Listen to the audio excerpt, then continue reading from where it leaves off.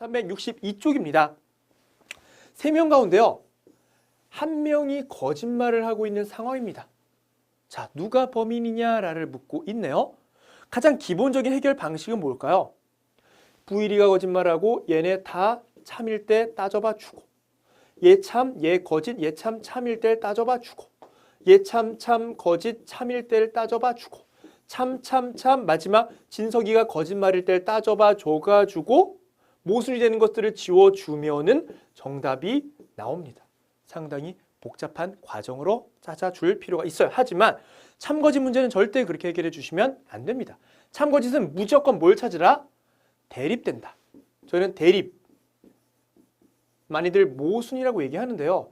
이 관계를 반드시 찾게끔 문제가 출제가 됩니다. 어떤 게 대립이고 어떤 게 모순이냐. 원칙을 따져보면요. 하나가 참이면 참은 이렇게 되면 되겠죠. 하나가 참이면 하나는 반드시 거짓이 될 수밖에 없는 것들을 우리는 모순 관계라고 합니다. 그 관계를 찾아주는 것이 참거짓 문제 해결 방법입니다. 결론부터 말씀을 드리면요. 거짓이야. 이것만 찾아주면 돼요. 누구 말 거짓이야 라고 얘기를 해버리면요. 얘가 만약에 진실이다 싶으면 얘는 뭐가 되는 거예요? 반드시 거짓이죠. 얘는 진실 얘기했는데 얘는 거짓이야 라고 얘기했으니까 반드시 거짓이 될 수밖에 없습니다. 만약에 얘가 거짓말을 했습니다. 그럼 얘는 거짓말한 거 맞죠? 얘는 반드시 진실이 될 수밖에 없습니다. 요걸 찾아주면 된다는 겁니다. 누구 말은 반드시 거짓이야. 요것만 찾아주게 되더라도 문제를 해결해 줄 수 있다는 거. 자, 얘네 둘이 모순 관계네. 둘 중에 한 명이 참, 둘 중에 한 명이 반드시 거짓입니다. 그럼 나머지 2명은 참일까요? 거짓일까요? 한 명이 거짓말이라고 했으니까 얘네 둘은 반드시 진실일 수밖에 없어요. 나, 현숙이, 제일이 버리지 않았네. 범인은 부일이야 라고 간단하게 정답을 찾아낼 수 있다는 겁니다.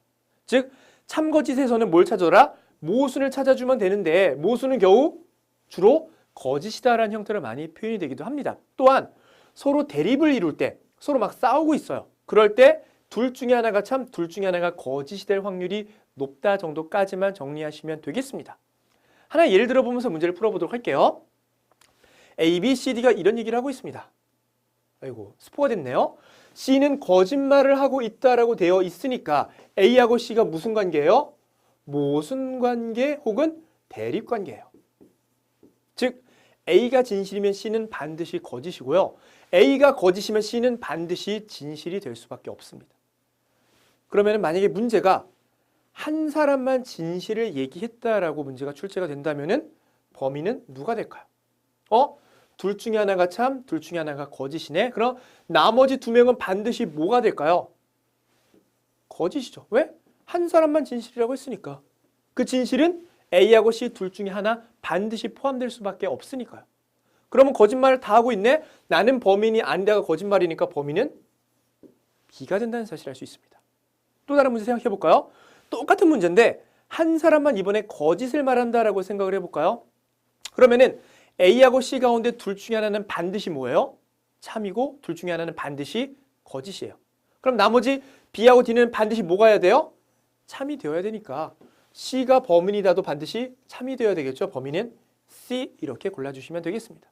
그러니까 참거짓 문제에서는 모순, 대립을 찾아줘라.